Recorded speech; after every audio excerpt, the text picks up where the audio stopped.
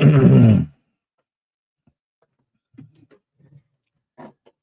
right. How we doing, guys?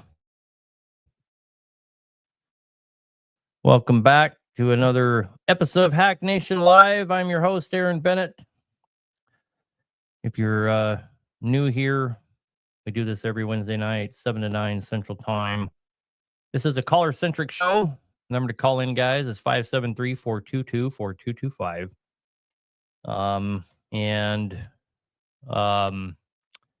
Let's see. That's pretty much it. So if you'd like to be part of the show, you can call in. Again, that's 573-422-4225. If you're joining us from TikTok, welcome. Facebook, YouTube, welcome. Hope you guys had a good week. Shaping up to be a busy one for us for sure. So anyway.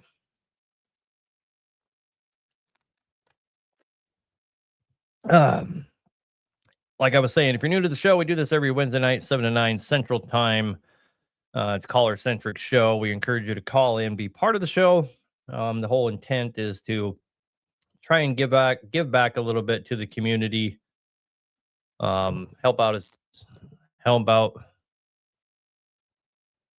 much as we can to the owner operators out there and just to people in general. Jason says on TikTok he owes me an apology. I couldn't imagine what for.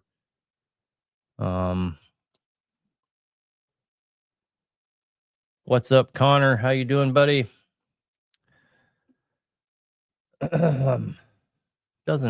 Not sure if Facebook and YouTube are working. I don't see anybody in the whatever you call it in the chat room there. All was the head, not the water pump. I see. When did I come up with the idea of press fit liners on the ISX block? I made a video making sure that you guys knew that I wasn't claiming to have came up with that. That is actually an update for machinists from Cummins, and my machinist just happened to do it. I thought it was really cool.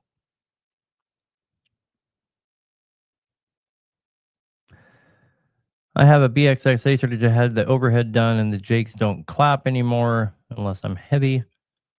Well, you kind of have a correlation there. Probably the overhead wasn't done right.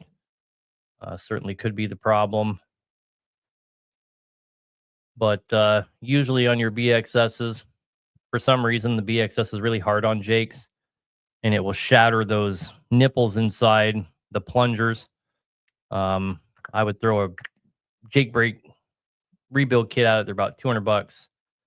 And especially on the BXS, they tend to have that problem, and it usually will fix them right up. Is McBee kit better than OEM for a Detroit? Well, I wouldn't want to use an OEM kit. It's going to cost a lot more. It's going to have a likelihood of a lot more remanufactured stuff rather than brand new. And McBee is pretty well known for being as close to the OEM as you can possibly get as far as spec goes. So if it was me and you're asking me between the two, it wouldn't even be a question for me. I would most certainly use Interstate McBee. How often do you need to change the oil pressure sensor on an X15? Well, come on, man. If it's bad, of course. You don't need to change any sensor that's not bad. There's no maintenance schedule for sensors.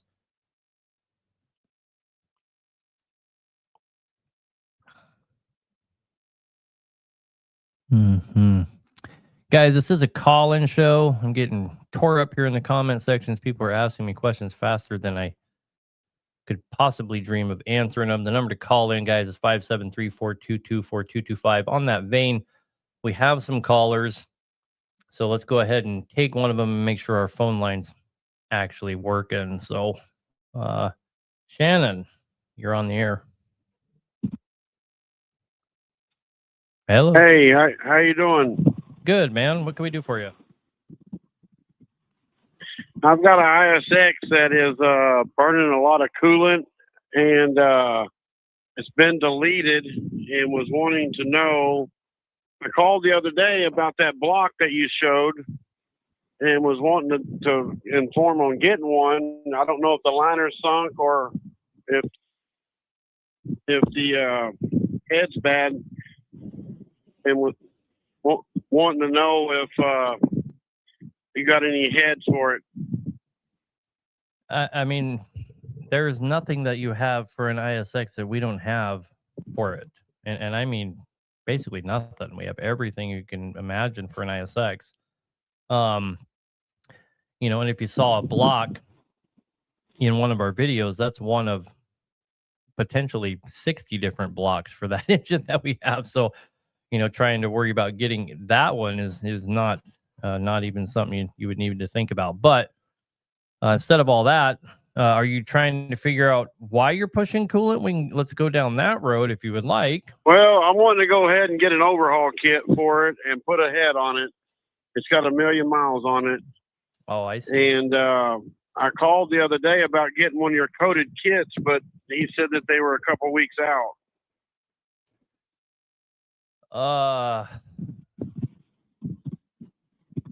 That might be because I know there's one particular ISX kit out there that we are waiting on for a couple of builds in house. So it's probably not a coated kit problem.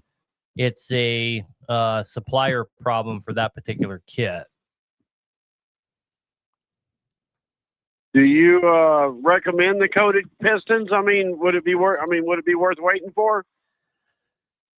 I mean, I'm super biased on that. So, I mean, how do you expect me to answer, right? That's like what we do here. So, I mean, it's in all fairness, the only way you could possibly expect me to answer is yes.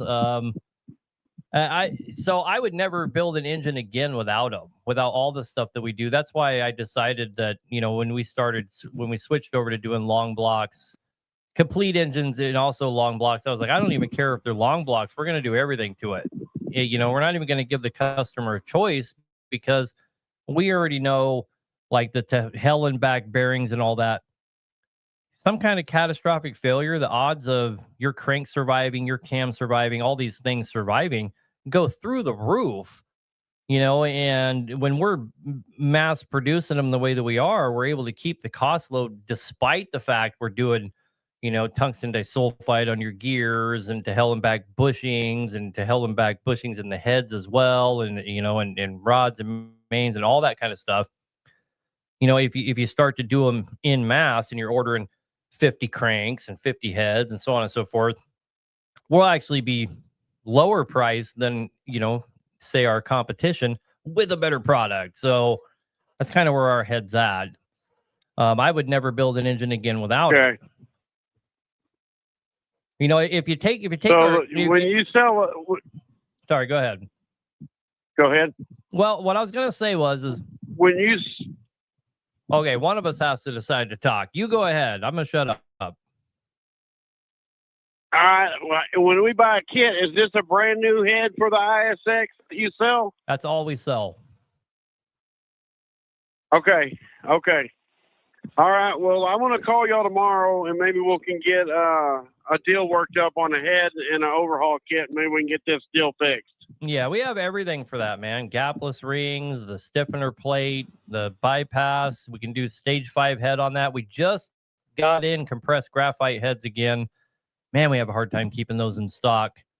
You just have to ask whatever salesman you're talking to that works for us. All great people, by the way. It's part of their job, is like a mandate for me not to pressure people to upgrade stuff because I don't want people, you know what I mean? Because we can't see in people's feeling obligated to have to. No, it's not even that. It's we can't see in people's bank accounts. We don't want to know what people have going on in their life, and people will let us pressure them into stuff. And next thing you know, we put somebody under because we're trying to make a buck. You know what I mean? I'd rather I got you. worry about people get up and running But if you can, if your financial situation allows it, tell them to give you the good shit.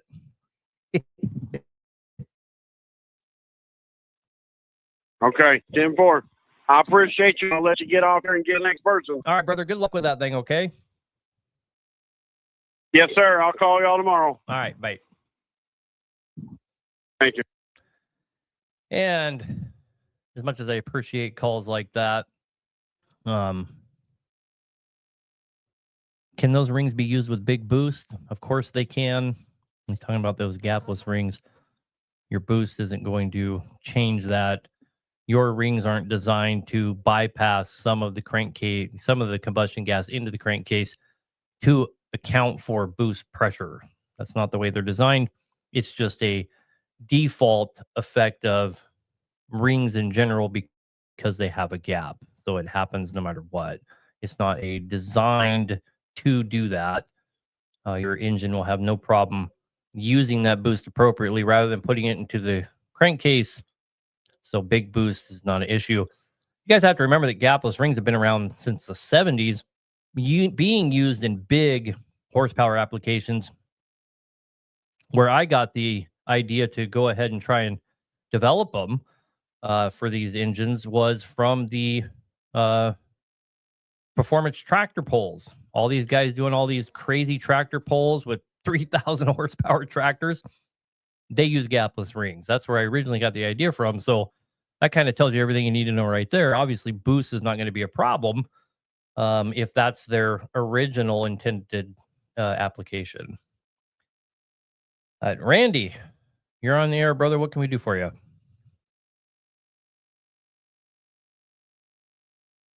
Hello, Randy. Hey, Aaron, my question is, I just got my financing through.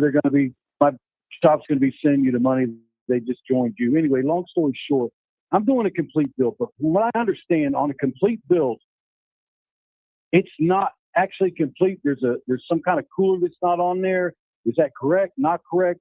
And then when you do a complete build, do you get to stage 3 or do you get to stage 5 head? I know you're going to put all the Helen back stuff in that, and I understand all that. I'm just trying to figure out what is the difference between you got the long. I know what the long block is. Then you got the long block plus. Then you have the complete build, but the complete build's not actually a complete drop-in, correct? Our complete builds, they kind of come with everything except for your AC and your fan hub. And so often those are truck specific, not engine specific, that we would be foolish to try to provide them. Same thing with the power steering pumps. Well, those 3 items don't come with.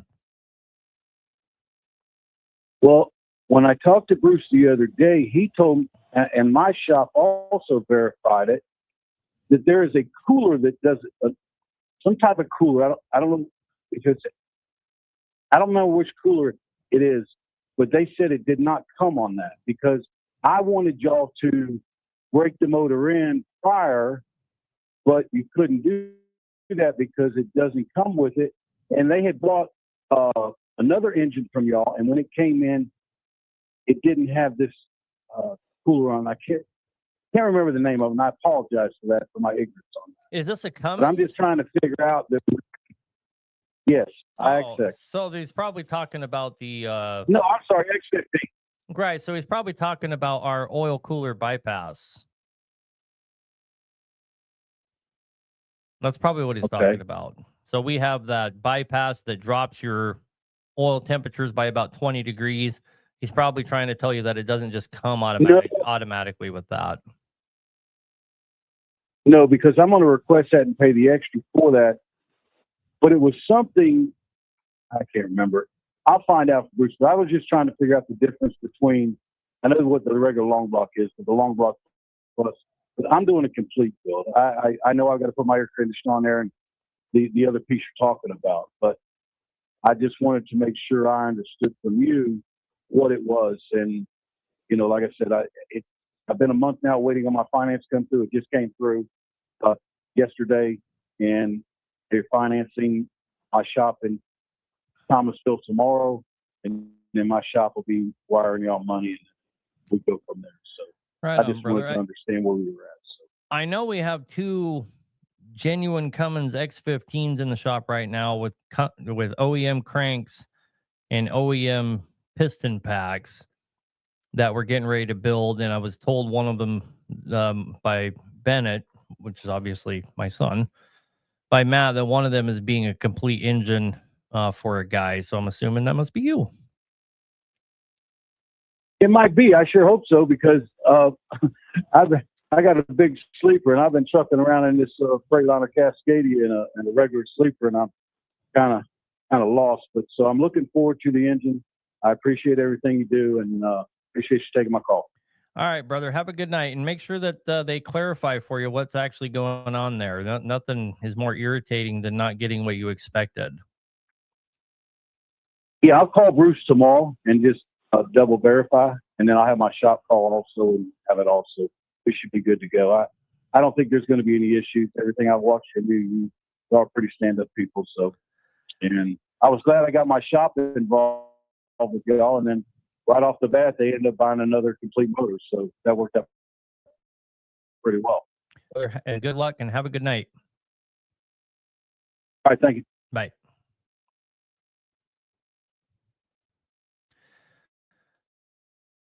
All right. Rich Siebel says, Aaron is the only guy I know that can turn a 6NZ into a boat anchor. Then you don't know very many people, because there has been thousands of 6NZs get turned into a boat anchor. Oh, man. My haters are just the brightest. The brightest of the bright, for sure. The thing I love, the thing that's funny, my haters will, Excalibur's better than you. Okay. Okay.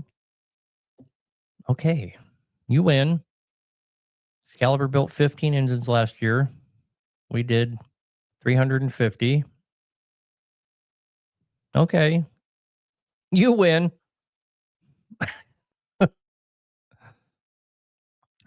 Anyway, back to the callers. David, you're on the air, brother. What can we do for you? I got a quick question. Yeah. I have a 2000 model T2000 with a C15 cat and an 18 speed. I had it rebuilt 28,000 miles ago.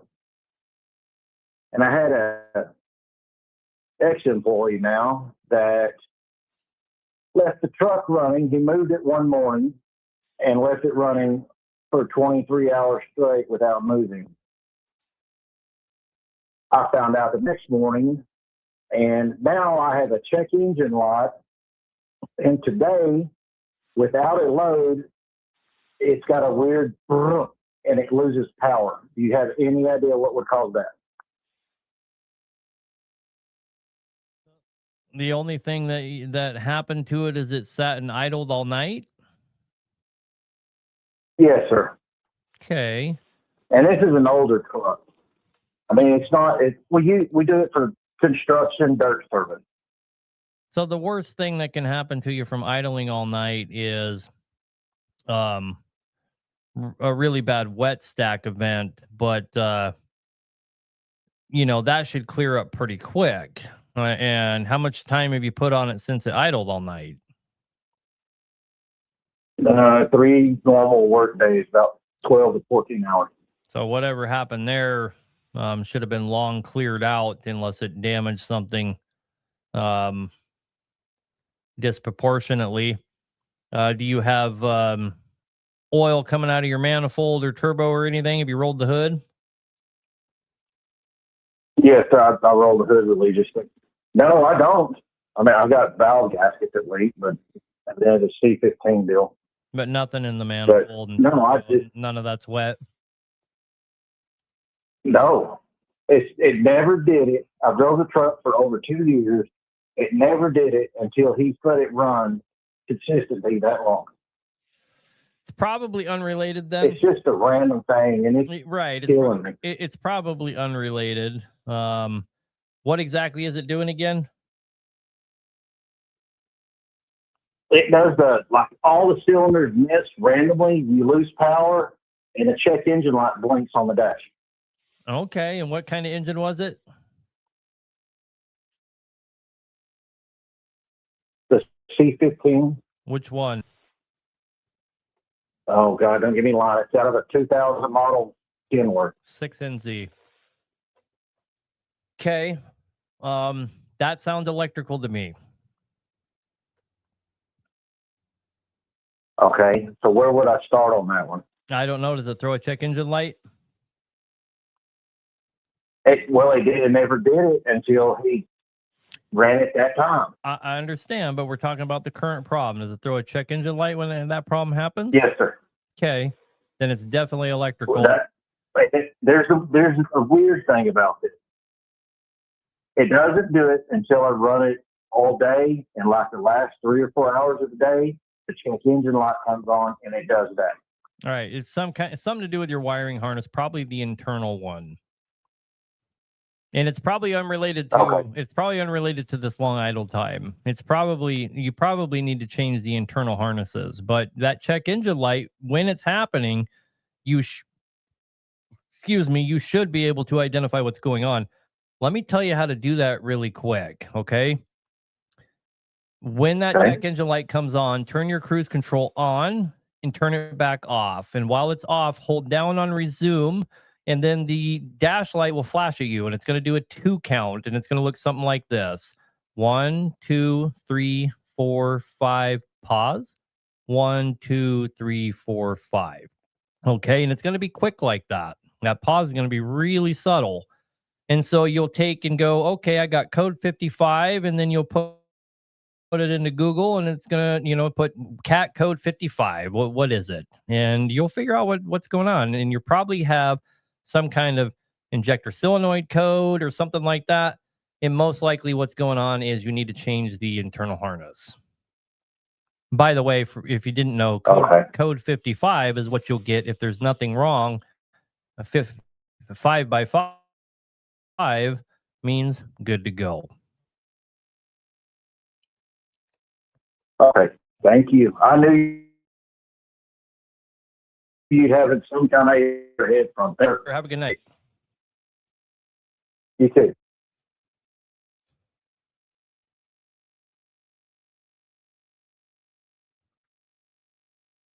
What happened to my...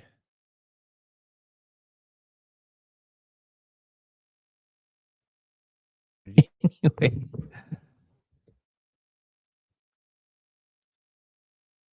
Have I ever seen an MXS from the factory with 2 of the pistons with valve reliefs cut in them? No, I have not. Sounds like somebody Frankenstein that one together. It could be as simple as a nut on an injector loose. Yes. Very unlikely if somebody wasn't in there recently. Even more unlikely because it is time related. And you got to think about that. What could make us time related? Same time in the evening, we start having a problem. Over the course of the day, it's building up heat soak into that wiring harness. By the end of the day, it's just like wet spaghetti. And we're obviously shorting out by the end of the day. And then the problem goes away once it all cools off. That's kind of your sign we're dealing with an electrical problem. And, it's showing up as an electrical problem. The ECM can't read a mechanical problem. It doesn't know mechanical problems. So anytime you're getting a code, you can kind of already start to steer towards some kind of an electrical problem. So just kind of keep that in mind. I'd like to try our coatings on a set of Polaris pistons. If you call the call center, man, you'd be surprised. We coat a lot of crazy stuff for people. The pickup world guys, I'm sure you guys can imagine. You all know how crazy those guys are. They have discovered us long ago, and they're sending us stuff all the time. We're doing 7.3s and 6.0s, and more power to them. I mean, I think it's fun. It's kind of cool. I've shown you guys some of the small stuff we've done. We've even coated a little 3-cylinder Yanmar. The cylinders are like that big. Oh, I mean, that's a great application in a sailboat, doing those Hellenbach bearings. Come on. I have a 3208 engine. I'm getting ready to overhaul. It's my own engine, and I can't wait to get those bearings in it. But anyway, back to the callers here. Nick, you're on the air, brother. What can we do for you?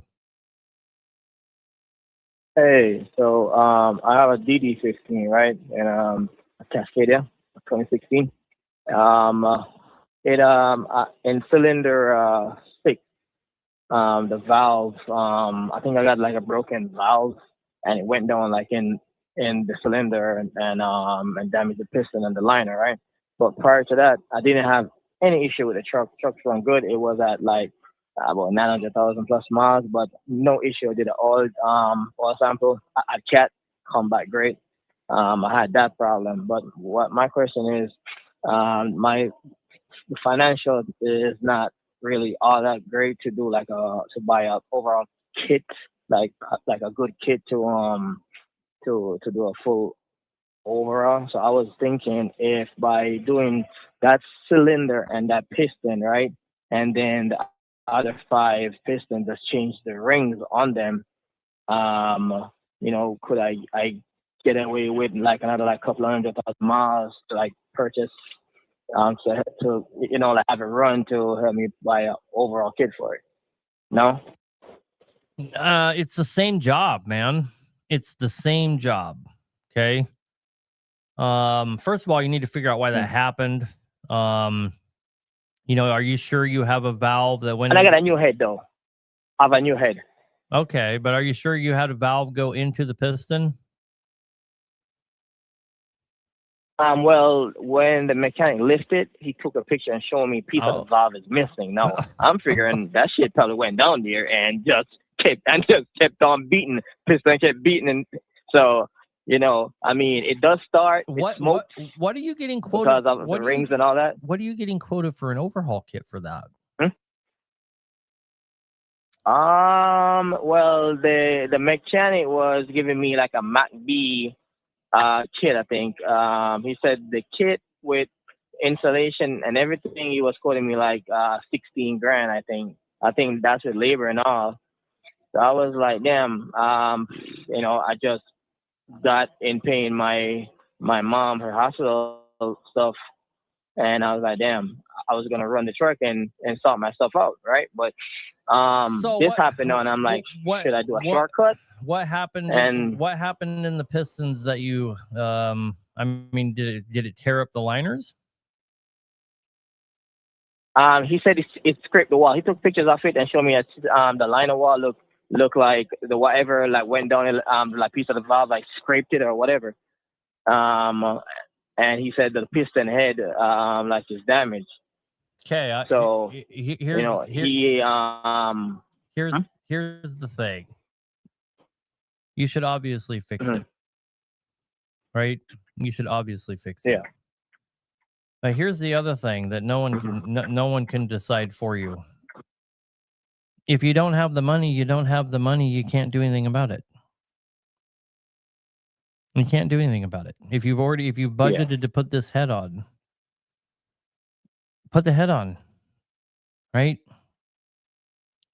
Put the head on and go to work. I mean, is the engine going to blow up because you have a scraped liner? No, it's not. It's not going to blow up. It's more likely to blow up because when they put the head on, they don't get it back in time than it is from a scraped up liner to blow it up. It's not going to blow it up. What it's going to do is accelerate. It's going to accelerate combustion gas going into the crankcase. And there is also you could do rings in one liner. I mean, why can't the guy do one liner and put new rings on that piston? Why is that the end of the world? No, he told me about that. Like that was an option. But I was saying like since he already have the head off and everything, I would like change the rest of the piston rings. No, piston rings don't need to be changed if the liners aren't being changed. No. What did he quote you to do one piston pack? Well, he told me to give. Well, he told me to give him what was it? I think it was. I'm not 100, but I think it was about 2,500 or something like that. That's with the liner, the piston, crown, the rings, and the labor That would to put the head on and to readjust. So he's going to Huh? charge you $2,500 in labor to do the one hole and the cylinder head. Well, no, he in total, like with the liner and everything, and to put it on. Okay, Like with the parts. that checks out with what he told you. That Yeah, comes, it is. yeah. So if I divide his $16,000 quote, that's $2,666.66 per hole that he is charging you. Pretty extreme, but also not the most extreme I've ever heard. So he broke that down into one hole. He Okay. told you basically $2,600 to do one hole. Okay, if you got the money for that, do the one hole. Do the one hole and get the truck in. Okay. That's wanted some professional advice, like what to really do, and then because I was thinking that once it's driving, I could run it for like a couple months, and then buy a rebuild kit. I heard those kit like with a coat, they coated like pistons and everything, like those are good. Brother, I was heading to a brand which I don't know. Huh? Brother, your sticking point here is that you can't afford to do the whole thing, right? So all these options you're talking about don't apply to you, right? So give the guy his money and have him fix your shit and go to work. All right. You know what I'm saying? All right, cool. Quit making it hard on yourself. The purpose purpose of the truck's to make money. If this guy's quoting you 2,600 parts and labor to do the entire job, including the head, didn't sound like that's what you said, but get after it and go back to work. All right, cool. All right, but there is I was asking just because he was, like he was telling me, yeah, I could do that, but he was like letting me know, since I'm already in there, you should do this and that, and I'm saying, I ain't got the money to buy all that shit, so it's irrelevant. You don't have the money, so your choice is no truck or you do. Yeah, okay. If you're asking if because he was making it seem like that shit wouldn't work. Done it so many times it'd make your head spin. And our grandpas were doing that shit around the clock back before parts became the way that they are today. So get back to work and get trucking, brother. All right. Man, appreciate you, man. Thank you. Yeah. All right. Have a good night. All right. Yeah, patch jobs are done every day. Anymore, it's pretty rare. Look at when I started my social media page, most of the controversy was around me helping out owner operators by refurbishing and reusing as much of their stuff as I could. As a mechanic these days, you get ostracized for that, which is nonsense. Absolute nonsense. I remember one of my most controversial TikToks was we had a crank that a shop before us, who knows how many years before us, took the front main seal out with a torch and cut huge grooves in the crank where the main seal goes. And so instead of telling the guy, you got to get a new crank or I won't warranty that, we used Belzona, filled all those torch holes. And I sat there for like an hour with emery cloth and just went to town until I had a smooth surface, threw a seal in it. The internet went out of their minds. That's been like 6 or so years ago. That guy called me 2 years later and told me that that thing still wasn't leaking. You know how much I charged him to do that? Like $100. I mean, and it stayed in the truck. Well, I mean, it's just stupid. We got to do what we got to do to make money. And as times get tougher, if we have this whole AI collapse looming on us, those AI idiots are going to break the stock market. If that happens the way that they're warning it's going to happen, you're going to see a lot more guys going back to the old days of fixing shit. I'll tell you that much right now. Cameron, you're on the air, brother. What can we do for you? Hey, Aaron, how are you? Good, man. Hey, I got a 871 Cummins ISX.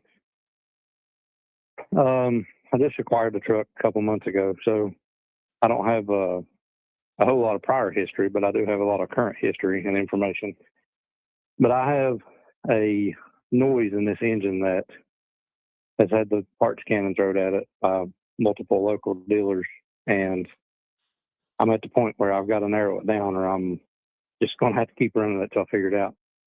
But it's for lack of a better term, it sounds like it's dieseling, like a ping or a rattle under load.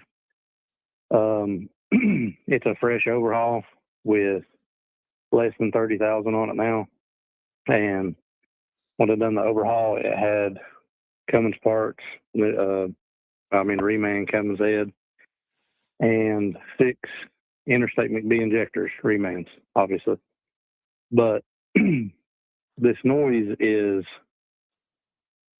at idle, it's kind of loud, but when the engine is not under load, so if I'm just sitting still and I idle the engine up 10-1200, the noise goes away completely. But as soon as you put the truck under a load and it goes under boost, just as soon as the turbo lights, I can hear the like a pinging or a dieseling noise, gurgling noise in the. I can hear it through the breather, but it's in the engine the whole time it's under load. It's very consistent. Okay. I have a couple ideas of what I think it is. I've been around them for 30 years, but this one is it robbing new on me. Is it robbing all your power? It is low on power, and it is slightly reduced on fuel economy. Okay. Just the fact that you can hear it through the breathers, right? The only way you can hear it through the breathers is if we're dealing with a valve somewhere between the intake and the exhaust, right? So what you're describing sounds a lot like a VGT not moving all the way. Is it still got a VGT on it? That's another thing. It's fully emissions altered. It has no VGT. It's got a S400 BorgWarner. Okay. No other emissions. Okay, but we're feeding back through the cleaners. So have we done an air-to-air test and all that kind of stuff? Yes, I have done the air-to-air. It has a very small in-hole leak in the corner, but it'll hold 40 psi for minutes. Okay. And is it a metallic sound? Is it mechanical? See, that's what's confusing me.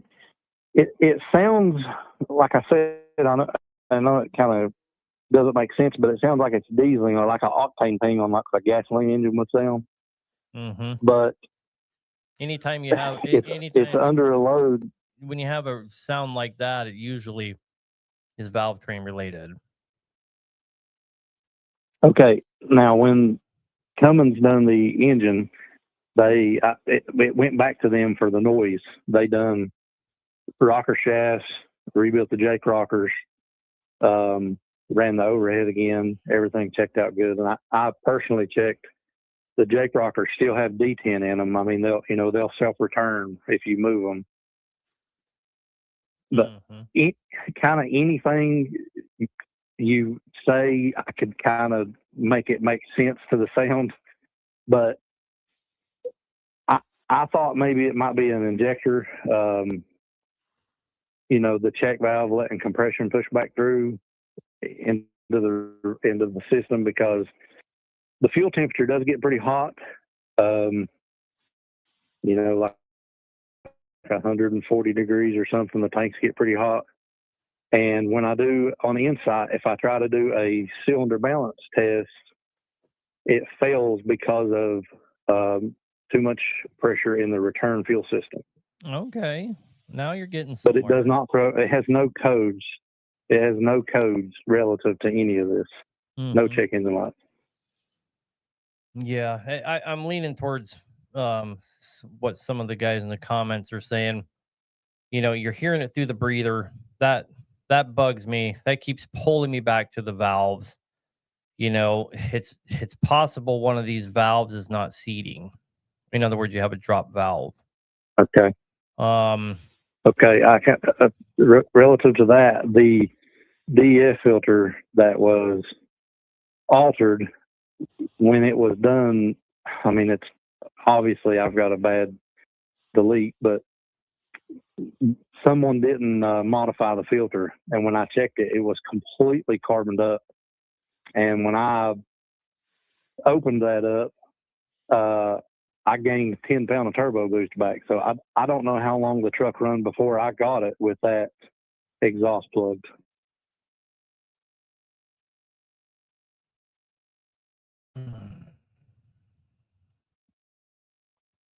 Yeah. Yeah, I could go on all day with what I've found out recently, but I'm just a single truck owner operator, and I'm trying to get this to where I can operate the engine safely until I'm able to, get everything where it needs to be. Because somebody another thing, somebody has to go through the steps, man. Somebody has to go through the steps. I know you've taken it back to other shops and they've done this and that, but it doesn't sound like anybody's going through the. It doesn't sound like anybody's going through the steps, right? Are we checking to make sure we don't have a drop valve? We're not passing tests that we're trying to pass, and we haven't solved that problem, right? You're trying to do a test on it and won't pass it. Why have we moved on, right? Well, there's no running conditions other than the noise. I mean, the poor power and fuel it's not extremely weak, but there's no misfires, there's no white smoke, there's no loping. I mean, the engine runs smooth. The noise worries me. I'm afraid it's going to show its head before I have a chance to find it. Yeah, and you may have to wait till it does. But you were just talking about one thing. You were just talking about one of the tests you performed on it, and it kicks you out. Yes. What test was that? Yeah, I mean, you can do a cylinder cutout and everything, but when you try to do, I think it's called a cylinder balance or cylinder performance test. It's an automated deal, where it revs it up real high. Yep. Inside, it fails that, and it says the return fuel system is restricted. Okay. So solve that and then keep going. Well, I mean, I can't find a restriction. I from the line, from the fuel pump to the tank, there's absolutely no restriction. I can blow through it easily with, I know, but with my mouth. You have to look at Insight to see what the recommended fix is, and you can go that way. You don't just take the line off and blow through it. You see what I'm saying? I'm not trying to give you a hard time, but there's going to be some procedure in quick serve that's going to tell you what to do there and tell you why you're having that problem. Start there. Call us next week and we'll see what you find out. Let me ask you one more question, and I'll leave you alone on it. I discovered that the cam that was put in this engine, the injector cam, is from a lower horse engine. It's from a 2732 CPL. This engine is a 2733. I cannot find the exact differences. I don't know if it's in the timing or the lobe height, but would that cause, because the ECM is still, for the original engine, would that cause a timing or a a valve train noise. The part I'm not understanding, you're saying that Cummins did this for you, but it's deleted and has all these weird things done to it. That's not a Cummins thing. Right. Cummins done the recent work, the rocker shafts and stuff. The engine work was done by another shop with the altercations. Okay. Yeah, you can't have the wrong cam in there. So now you got a couple of things to look at there. Exactly. See, that's why. I mean, I plan on getting the cam in the right one, but I'm just not sure that that's going to solve my noise. Right. But you do have one balance test you can't figure out. Go on Insight and see what the tree is for fixing that. Like the commenters are saying, follow the tree until it's solved. Okay. All right, brother. All right. I appreciate your time, buddy. Yep. Bye.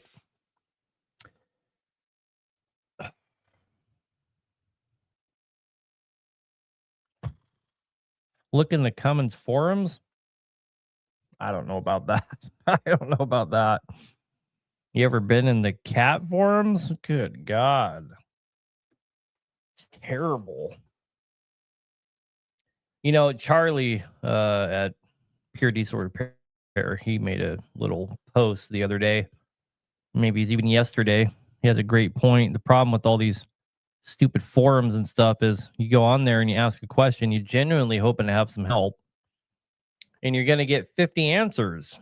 And some of them might be right, but they're all contradicting each other. And half the people are just being assholes. Cat Masters on Facebook. Oh my God. That Lloyd guy that's the head of most of those. That guy. What a joker. I don't know how he became so revered in our industry. The guy's such a jackhole.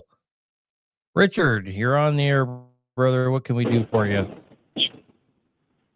Thank you for taking my call. I'll make it short. I have excessive coolant. I have an ISX15 CM 2350. I have excessive coolant coming out the weeping cap on the reservoir. The question I have is I had a coolant hose bust off about 2 weeks ago. It took off all my coolant. I probably drove it for, since it gave me the check engines, I probably drove it for like a quarter mile before I could get to a good emergency area. My question is, I replaced the coolant reservoir. The head's no good.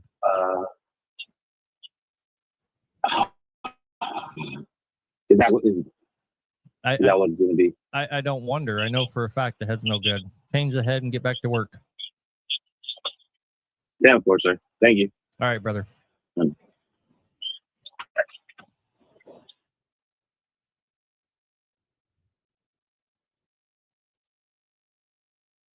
Just so you know, I wasn't being an asshole.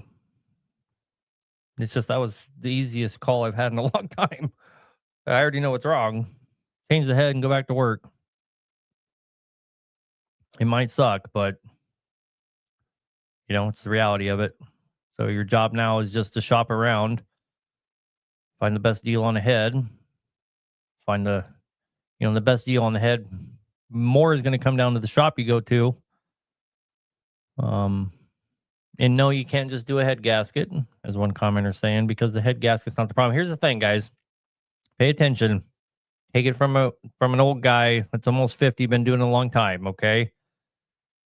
In all this time, 16 years of doing engines, I have never one time in my entire life seen a head gasket fail for the head gasket's sake. That's why I'm not a believer in fire rings and raised liners and all that nonsense. And, oh, should I use a cat head gasket or OEM gasket? It's all nonsense in my mind, because I have never one time in my entire life seen a head gasket fail for the head gasket's sake, ever. They fail from installation errors. They fail from critical events. But whenever there's a critical event failure, the hard part goes first. The head's done. The head gasket didn't fail, and then you had all these problems. You had all these problems and the head gasket failed. Guaranteed. Never seen it one time. Cryogenic studs, get the fuck out of here. It's not how it works. A new shirt for me is Lloyd is a jackhole. I might make that shirt. I am not that guy's. I'm not that guy's biggest fan. That guy, I've never done anything to him, but I see him in those on all time. I'm a threat to his importance, I suppose. Anyway, no name on this one. You're on the air, brother. What could we do for you? Something about borrowing a recommendation for a digital line reboot kit? Yes, how you doing, Hank? Good, man. What can I do for you? Sorry, I didn't hear the beat. But just real quick, I just bought my first truck as a 2019. I got it as a good opportunity to start up as an owner operator. It's a 2019 Ford Cascadia with 900,000 miles, and it's not really like money's not really a problem for me in terms of like getting the engine fixed because I bought it with a blown head gasket. But for the mileage, the mechanic was telling me that he recommends me to just reboot the engine instead of just the whole entire engine instead of just fixing the head. What's the mileage? Right now it has 890,000 miles right now on the dash. Do you know what the engine has, though? Yeah, like the engine and like the dash is the same mileage that the engine has, like 890, and then the engine also has 890,000 miles. Well, he's not wrong-ish, right? If your budget allows for it and he's being fair and all that, and you think it's the smart thing to do, by all means. If you have to have an apart, I was in the here's the thing. Here's the thing. Here's the thing, guys. Doing a head job should be, when shops are giving you a quote, doing a head job is about half of the job. Okay? Their price shouldn't be exponentially more to do an in-frame on a truck above and beyond a head job. Once that head's off, most of the work has been done. Okay? Because after the head's off, to do the rest of the truck is pulling the pistons out, changing the liners, changing the rods and mains. That's it. That's all it consists of. It can be argued, depending on the truck and the model and this and that, there's more work in getting the head off. Okay?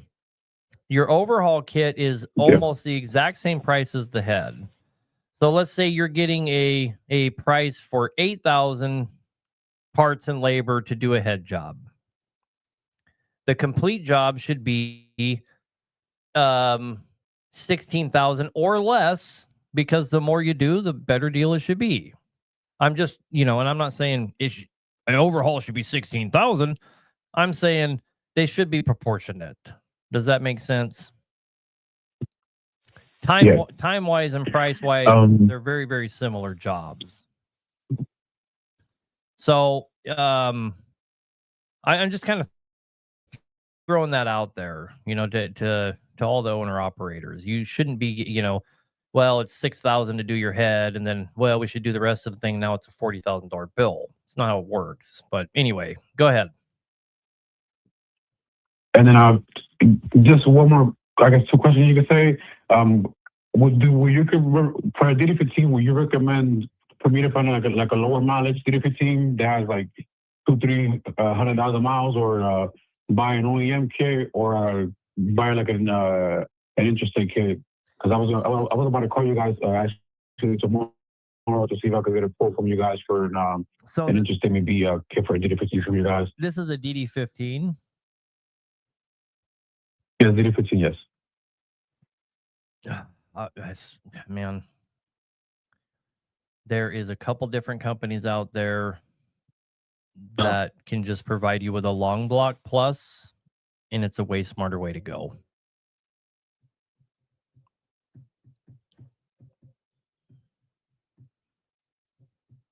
So you just buy like a block that's basically ready to go, basically. Yep, it's going to have everything, the head, the cams, everything in it. You throw it in, you throw all your stuff from the outside on it and get going. They usually cost anywhere from 22 to 23,000. One guy in the comment section saying Worldwide Diesel. That is one place you could go. It's a smarter option for that particular engine. It just is. I would look into that before you go any further. Okay. And just see what you can find. All right. All right. Thank you.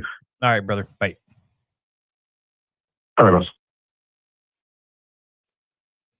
And yeah, Worldwide Diesel did pop into my mind. Those guys have just been such assholes to me. I don't want to throw them any bones, but yes, that is probably a good option for the DD15. They specialize in that engine. We also sell some DD15 long block pluses. They're built by one of our authorized builders. We don't build them ourselves, so full disclaimer here. You saw Worldwide bashing me in one of his lives? Yep. I know those guys talk a lot of shit about me. They have no reason to talk shit about me. I've never done anything to them. They started beef with me for no reason. But I care a lot more about some dude trying to help America turn, make money, get out there, haul freight, than I do about some petty beef with Worldwide Diesel. Hang on, guys. I gotta get my TikToker going again. So, if I got to pick between me being butthurt at them and this guy getting a way better thing going for himself, I'm going to pick the owner-operator over some baby-ass mechanic. So, even if I'm helping that mechanic out, this is what it is.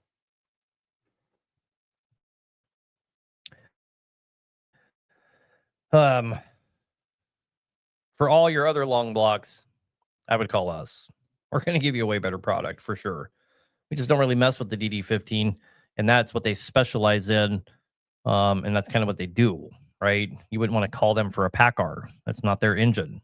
DD15 is their engine, so you got to give people credit where it's due, even if they're asswipes. Anyway, back to the callers. No name again. You're on the air, brother. What can we do for you? Yes, sir. I lost my truck in a rollover accident about 3 weeks ago, and I'm a one truck owner operator.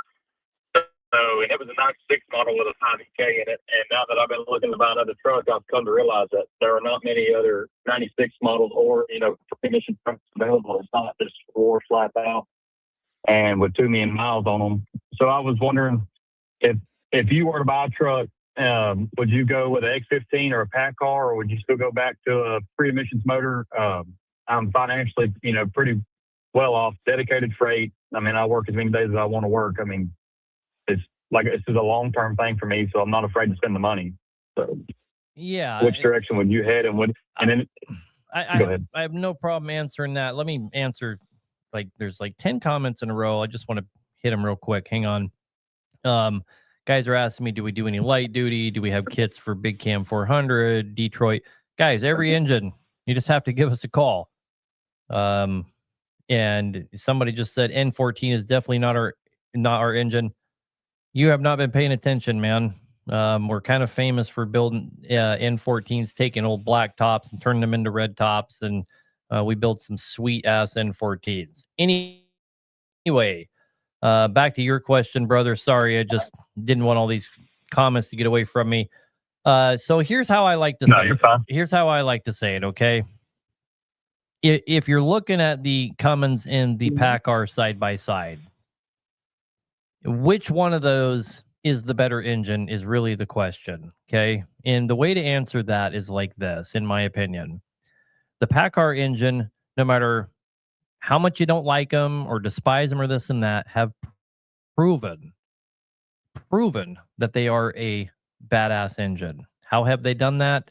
You can expect them to go 1,000,000 miles. Okay. It's just the facts. PACCARs go 1,000,000 miles all the damn time. That is the metric for a good engine, right? So that's the good thing I have to say about PACCAR. The problem is I would never own one. If I had to, if you're asking me, what would you do, Aaron? I would never buy a PACCAR. Never. I would go buy a X15. The amount of places where you can get that thing worked on goes through the roof. That PACCAR is very specialized. A lot of it is proprietary. They're very expensive. They're not very powerful. Right. Thanks. No thanks on the PACCAR. I wouldn't want to own one. But I also am not scared of an engine, right? So if I owned an X15 and it blew up every 300,000 miles, I wouldn't give a shit, right? Yeah, And I understand that. in fact, Yep. I'll give you a great example. When we were trucking in Alaska, two of my brothers owned ISXs, 2350s or whatever, and they would crank them to the moon. I mean, they were pushing 700 plus horsepower out of them, and they were rebuilding them about every 100,000 miles, and they did not care. I mean, they've done it so many times. They're so good at it. It's like a weekend deal, and they got it back together, and they're back trucking, right? And it was just part of their operating cost. You ain't gonna do that with a PACCAR, right? It ain't gonna happen.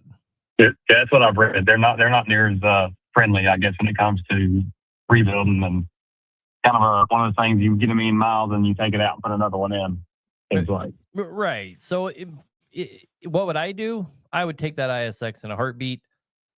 They jake great, awesome power. And, if you treat them right, and you stay on top of your maintenance and you're not a jackhole about it, you can get 1,000,000 miles out of them. People do it all the time. All the time. Okay.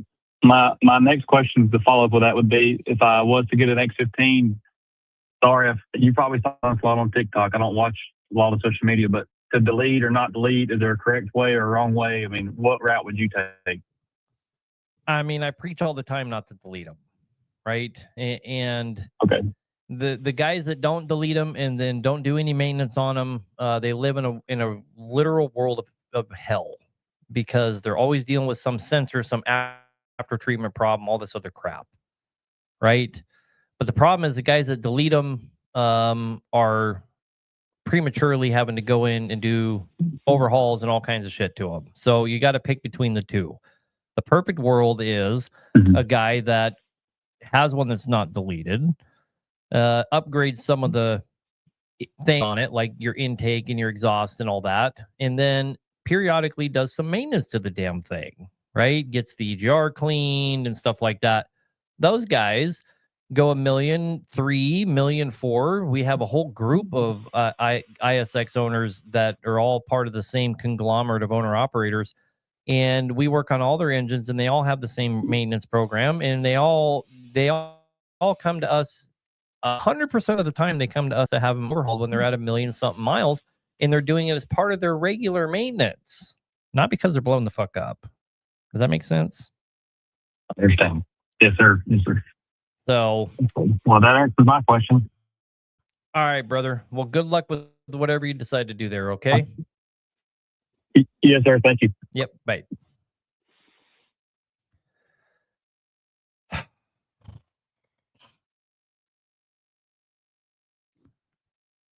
PACCAR engines were built almost entirely by women in Mississippi. I mean, where did we come up with this stuff? And you might be right, but I mean, where do we come up with this stuff?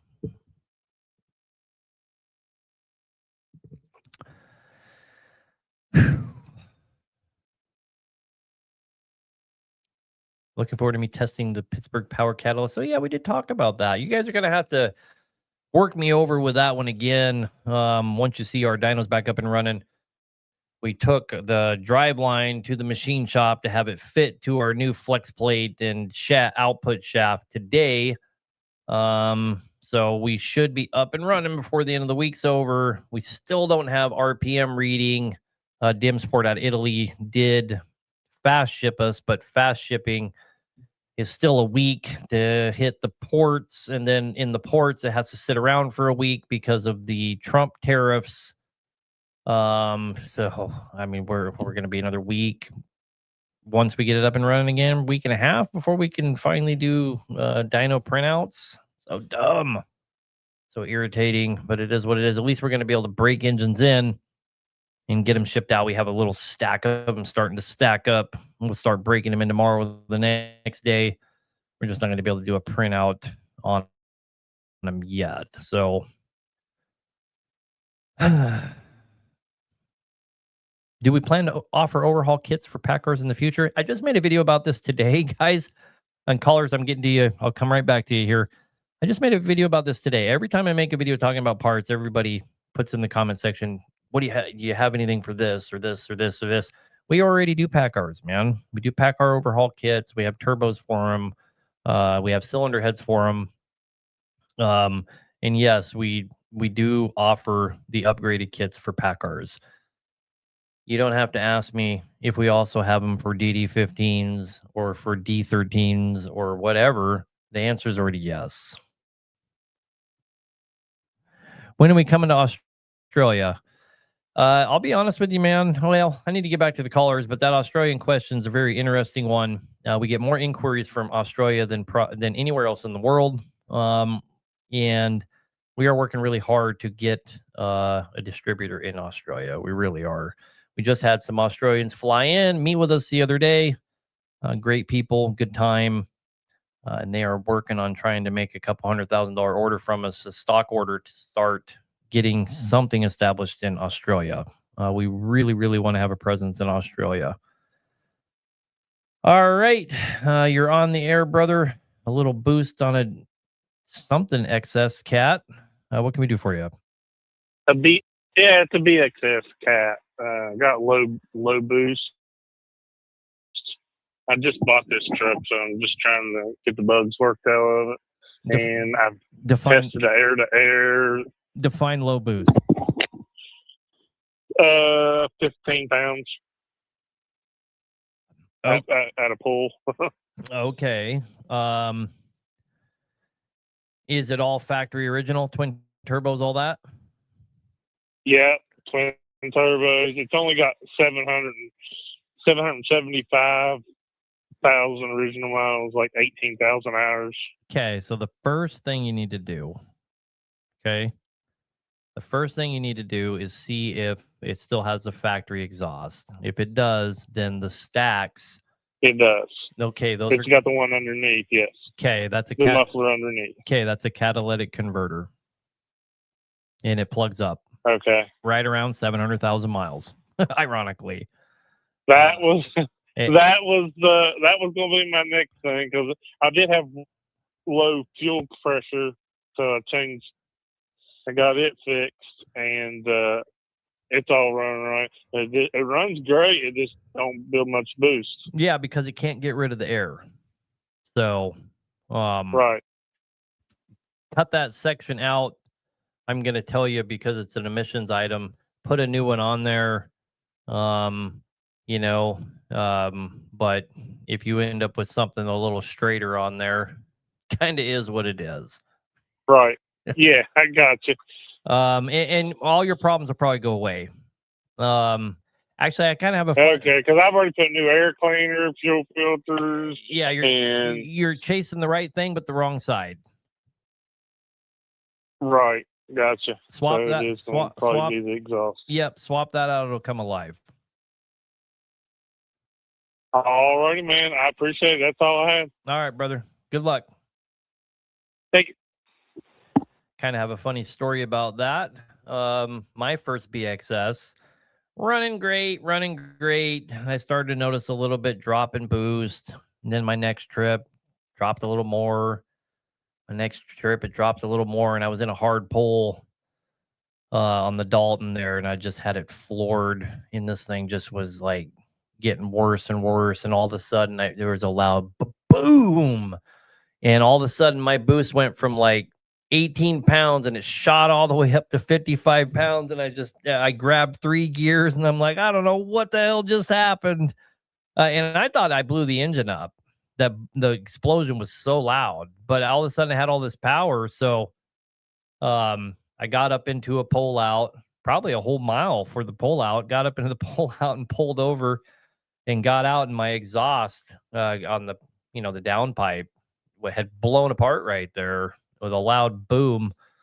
And that's when I figured out, well, something's obviously clogging this thing. And then, process of deduction. That's when I first discovered all these acerts of the catalytic converters on them, and they plug and have probably helped 500 people since then figure out with their acert. It's such a common problem. But anyhow, back to the callers. Tristan, maybe? Yeah, Tristan, you're on the air. What can we do for you? How you doing, Aaron? I called in earlier today to your call center, and first of all, they were fantastic. I'm not sure what the issue is with you having to make videos with all these shitheads calling in and talking about your call center, but regardless, I have got an ISX 15. It's right at 910,000. I do somewhat heavy haul, roughly 160,000 all week long, and it is deleted. My issue is I'm not burning any oil. I don't have any coolant issues. Truck runs pretty good. It is deleted, but I don't have a lot of boost. I've got around 30, but it won't go over 30. I do believe that's something to do with the tune. Have the PDI intake on it, have the exhaust manifold, have a bigger turbo on it. It is still BGT. So I wanted to keep the third stage Jake. So the reason I'm calling in, I called to talk about the rebuild kit versus your long block. I know that you've also done videos on the liners walking, and you have fixed that on the block. So I guess the biggest question is, if I do your rebuild kit in a shop, they can't fix that because that's something you've done, correct? It's not. So I immediately made a video making sure people understood that I didn't come up with that. Okay, that's a fix from Cummins on your EPA 21s and onward. Okay, and that fix is for machinists, an alternative for machinists to tighten up the bore. Okay, my machinist bought all the inserts and did it for me. Okay. He's not the very first machinist to ever do it, and he certainly won't be the last. But do you have a piece of shit Cummins if you don't have that? No, not necessarily. But it is something that they came up with to help with their problem that they've never fixed over the last 25 years of producing the same fucking burrito over and over and over again. If you get a long block plus from us, will that already be done? Yes, it will already be done if it is a 21 EPA 21 and above. Right. Yeah, that was the conversation she was telling me earlier. I'm not sure with the new dealer with you guys where I'm at up here in Ohio, if they have a machinist that can do that. I haven't asked that question, but that's definitely something I would like to have done, even though mine has never had a liner issue. Right. I mean, it's not something you need to stress out about, probably. Right. So with 910,000 doing some heavy loads, what's your opinion? Should I be proactive on go ahead and doing a rebuild this year just to be, preventative maintenance, or just keep holding on? So there's two ways to look at that, of course. The part of me says don't fix it if it isn't broke. And I've kind of always said that. But over 16 years of doing this, somebody just said in the comment section, cheaper now than later. There's so much to be said for that, man. These guys that have money, plan it out, bring it in and fix it before it's broke. And they get on someone's schedule, and they have it all planned out, and they show up, and it's all figured out in advance, and it's in there for 14 days or whatever, and they get it back, so they're is minimal, and they're doing it before it's fucked up. God, those guys just save so much money compared to guys that go in when it's fucked. So Yeah, and that's the fear of holding on to it and then being on the side of the road, and $20,000-$30,000 went to 50 to 60. right. I mean, I see both sides, and I've been involved in both sides, and I've done both sides, right? And if you're financially able and you're in a financially good spot and the kind of hauling you do has these windows where you can work it all out, it's the superior way. It just is. If you're not in that position, then like Glenn Long says, oil samples. Do oil samples and just pay attention. But if you can, the answer is yes. You should. Yeah. At 900 and something, you're almost at 1,000,000 miles. The answer is yes. Do it before she's fucked on the side of the road. So, yes, sir. And the other question I have for you, and I completely agree with you. I just need to pull the trigger, but this motor is running roughly, 2,000, 1,500 RPMs. It's running about 35 to 32 PSI. I do have a oil bypass on it, Gotti, Kansas. Nice. It's supposedly down to 1 micron. I know you have talked about that as well. There's nothing and wrong. I'm wondering if it's okay that it's that low. There's nothing wrong with a 1 micron filter.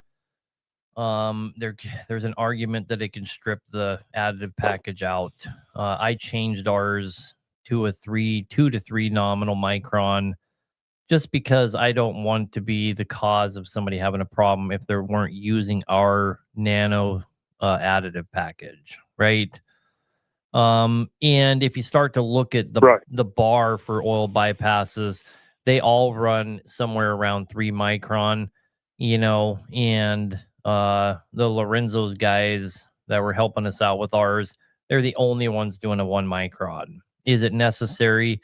Not from anything that I see. You're still pulling moisture out. You're still getting rid of acidity, all these things at a 3 micron, but the danger of stripping additive package out becomes nothing, right? So that's why we made our switch, and we were able to provide a little bit more robust product that's actually more condensed, and it's not so huge.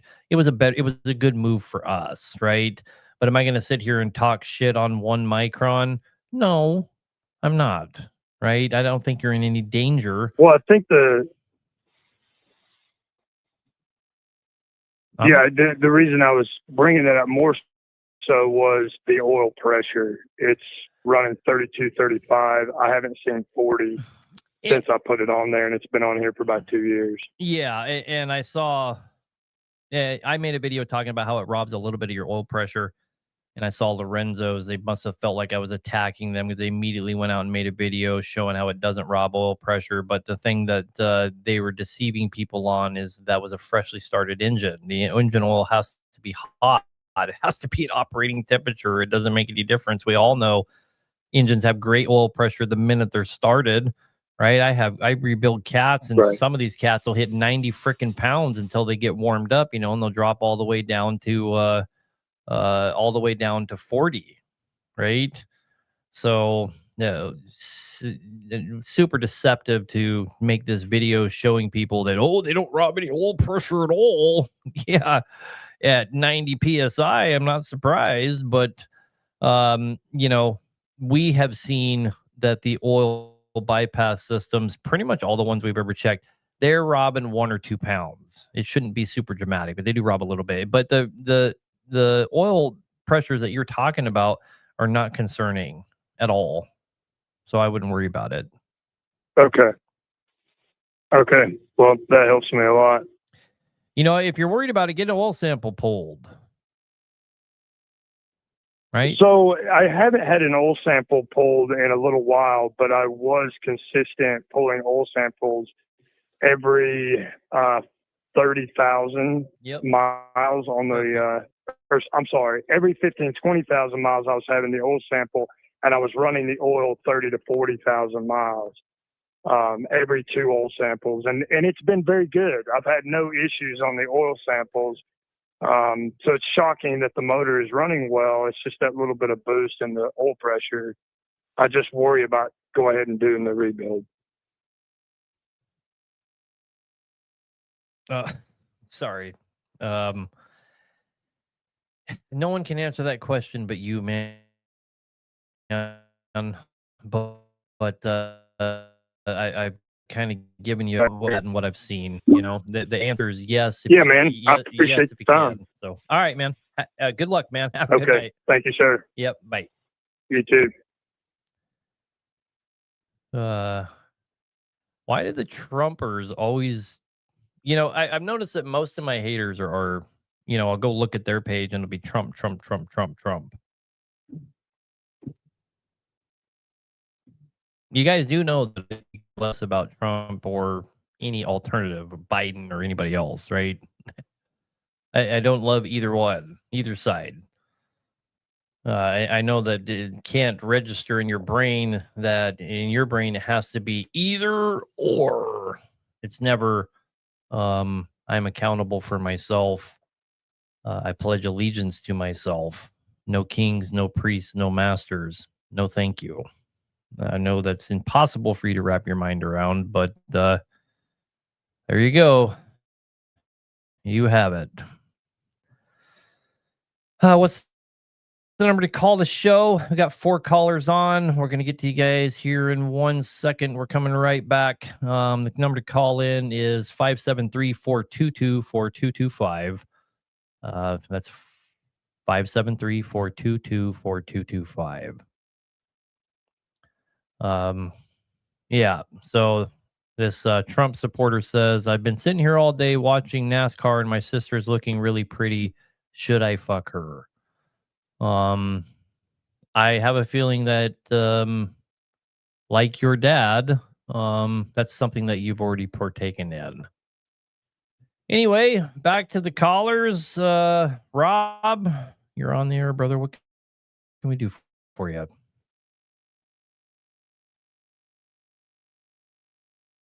Rob, it's you, buddy. Hello. Oh, hey. Sorry, man. Sorry, No, I no, didn't hear the beep going on there. How you doing today? No, you're good. What can we do for you? I got a problem here with a BXS. I bought a good used one there to pop into the truck. Got it, slammed it in the truck. Ran good. Then when I went to go flash over the truck configuration, like for speedo and everything, the ECM bricked out on me. Tried to get it programmed back up, and after that point, it just kept smoking white smoke. The ECM that came on that BXS was a 120 pin ECM, and wouldn't accept. There's no such. I guess some of the older BXS files. Because there's no such thing as a 120 pin BXS. That's why I wouldn't accept them. That's right. So that's where the problem kind of comes in. There was some program that was put on there that had that engine running, and when I tried to flash some stuff over, it just ended up casting out. Swapped over, put a 70 pin BXS CCM onto it. Ran through, same problem. Still getting the white fuel smoke at startup. So when it's idling, it's just puffing tons and tons of white smoke. Tested the injectors. Injectors were good. Took the IVAs off and plugged the oil line. Ran it. Still had the same problem. Checked for compression. Like pulled out the injectors. Checked for compression down the cylinders. Got good compression. Barely any blow by coming out while it is running. If you rev it up to 1,000 RPM, smoke gets rid of white smoke, but you get some black smoke coming out. That's wrong. Checked the fuel pressure. Had 85 pounds at 1,000 RPM and 75 to 80 sitting there around 600. Hooked up fuel line to the return from the rear of the head and had no bubbles coming through. Took the engine serial number with the engine arrangement number and got the newest file from CAT for that. And then even just to try something, threw a new set of CAT reman injectors in, and same issue. I would normally not agree with what YouTube is awesome on. YouTube is saying, but he's saying it needs a timing recalibration. But with all of these ECM swappings that you've done, he could be right. And that is where you take the timing pin, you bar the engine around to a certain spot. I own the timing pin. We've done it lots of times. And you calibrate the engine to the ECM. That way, when you put your crank sensor in, and it's now reading correctly because the ECM has been calibrated to the crank, and so now I can run between your cam and crank sensor and properly fuel to the timing. That makes sense. 100%, yeah. Because everything else, it just, even when you're doing the cylinder cutouts, it's the same smoke across all six. So yeah, the timing would make sense. It'd make it the same across them all. Yeah, I mean, so the reason I started out by saying I wouldn't normally agree with what he's saying is because that's usually not a problem that's bad enough to give you white smoke and a really bad runability problem. But it certainly is in the realm of possibility. We've had several engines throughout the years. When I first found out, it's kind of funny. Almost every problem we ever come across is I had to learn on my own damn trucks. But I owned a 6NZ that thing just would not run right. It always shook. It was like it was out of time all the time. That stupid damn thing. And some guy suggested that we calibrate the timing. I didn't even know what the hell he was talking about. And I looked it up and found out you could buy the timing pin, and we bought it. And the very first time we tried to use it, we bent it. We didn't know what we were doing. I had to go buy another one. But once we figured it out and got it right, sure as shit, that thing just ran like a dream after that. So I'm gonna have to agree with him. Do the timing recalibration to the ECM to the crank. See if that cures your problem. Okay. And if at worst case, at least you can move on and tackle something different. So from there, considering everything else that we've kind of already tried onto it, is there anything else that you would look at or suggest other than just the timing? That's the problem, man. There's a million things. So let's try that first, and then you know how to find us. Yeah. You know how to find us next week. Gotcha. I appreciate your help, buddy. All right, brother. Good luck. I mean, with all this ECM swapping and stuff going on, it's very likely that you called it on that one, brother. Very likely. Pickle liquor. Didn't you just back here say that was original to my comment to you? That was actually very original and funny. And then you call me a pickle liquor. Now, I probably could have guessed you were a Trump supporter without you having to tell us all. Anyway, Junior, you're on the air, brother. What can we do for you? Hey, I just got a 3176, and my code is engine overspeed warning. And while I'm driving, it'll just cut power sometimes, and the engine light will come on.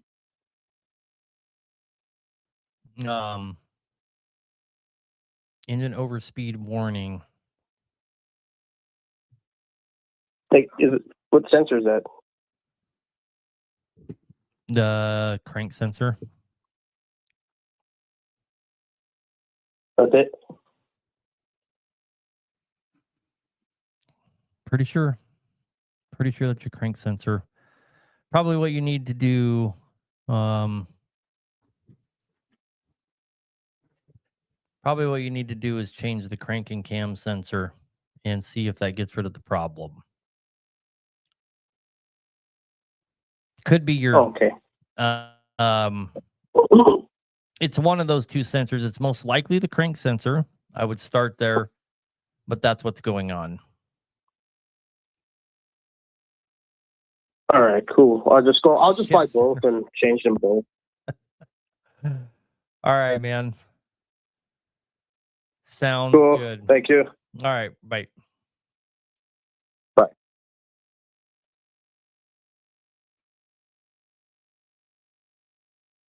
Oh, I banned that guy. It gave me an option to put him in timeout. So I went to go put him in timeout, and it said it.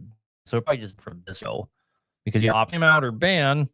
I thought I would try the timeout. I never tried it before. But yeah, it kicked him out.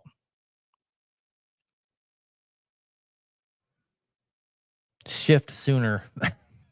Yeah, there you go. Engine overspeed code. Maybe you need to shift sooner. Oh my god. Oh, if you're getting that code because of the way you shift, you need to get the fuck out of the truck. Elijah, 59 Cummins. What can we do for you, brother? Hey man, nothing. I got a 5.9 down here. It's got over 800,000 on it, probably, and it's blow by the rings. So I started pulling the head. I'm 22 years old, and I pulled the head, and I'm pulling the motor out, and I'm down in Fort, and I can't find a machine shop.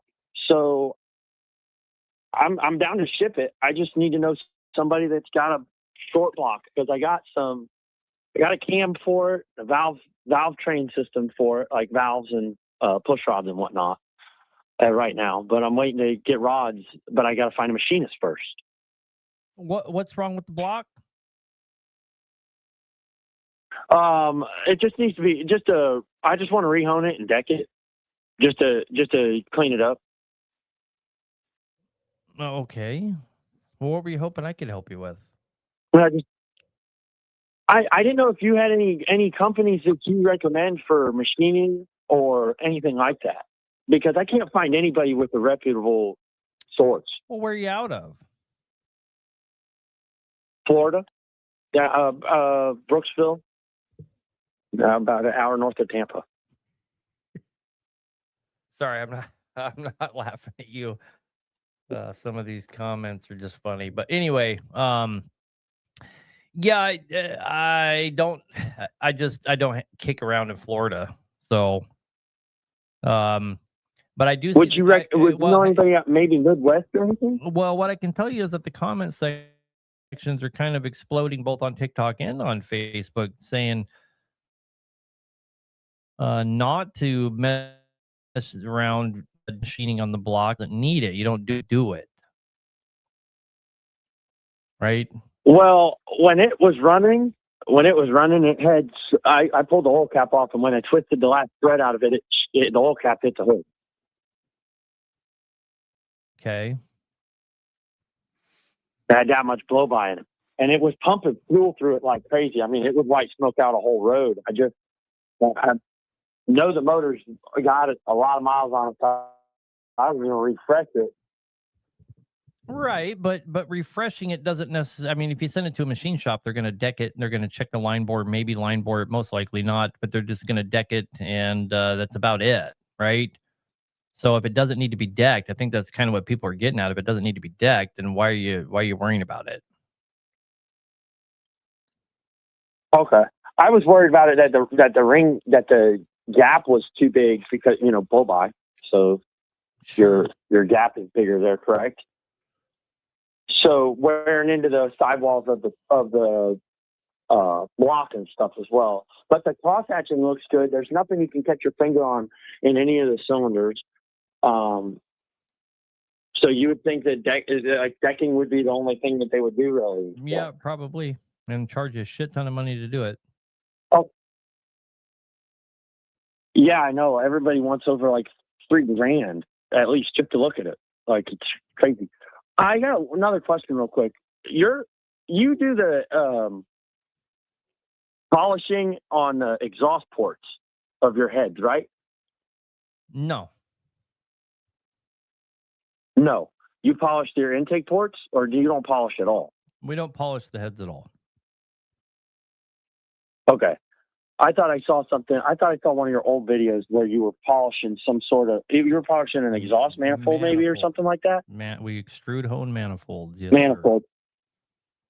How does that stay polished over time?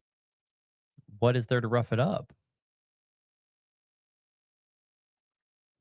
I mean, dirty air and fuel. Is going to rough up iron? But as long as it's. I mean. Yeah, that'd be some True. be some pretty dirty fucking air, brother. Jeez, I think you'd have bigger problems. Yeah, it must be. Must be. Thank you very much for your time. You have a great day. All right, brother. Have a good night, man. You too. Bye. Yep. So obviously my little hater there went over from Facebook to YouTube. So had to put his YouTube account in timeout as well. I mean,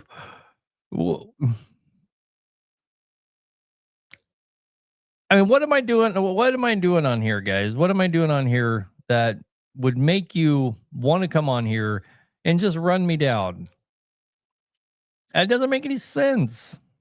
I'm here with a group of awesome people. You know, lots of people in the comments that are here every week. And we're just helping people. How does that make you mad? How could that possibly upset you? I mean, that hurts my butt. I shouldn't have to leave this show with my butt hurting. How odd. It's just odd. All right, we got another caller here. George, what can we do for you, brother? Hey, bud. I've got a 2014 ISX, and we're pulling Super Bs. We're up here in Canada, and when I run down the road and my cruise is set, she starts surging on me, and like the turbo boost will start surging back and forth, back and forth. You got any idea what that could be? Well, I mean, the pocket answer, I think, from anyone would be the VGT, of course. Is it deleted? Yes, it is. And you have that was. You don't have a VGT turbo on it anymore?